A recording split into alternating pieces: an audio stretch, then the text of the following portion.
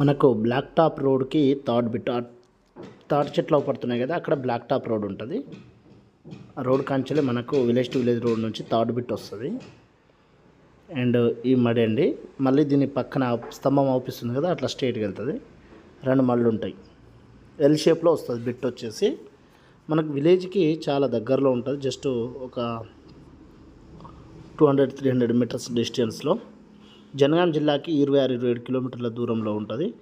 ఈ మడి ఈ హద్దు అండి, ఈ వరము ప్లస్ ఈ చెట్టు అవుపిస్తుంది కదా, ఈ పోలు స్తంభం ఉన్న మడి ప్లస్ ఇటు మనకు లెఫ్ట్ సైడ్లో కనిపించే ఒక మడి విలేజ్కి, అదే కనబడేదే మనకు విలేజ్.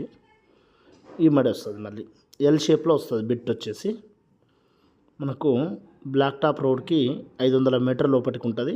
విలేజ్ టు విలేజ్ రోడ్కు జస్ట్ థర్డ్ బిట్ వస్తుంది.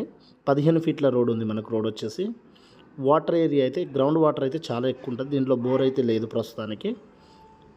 ఇది ఈస్ట్ ఫేసింగ్ రోడ్తో ఉంటుంది మనకు. అండ్ చుట్టూ మనకు పొలాలు ఉంటాయి గ్రీనరీగా.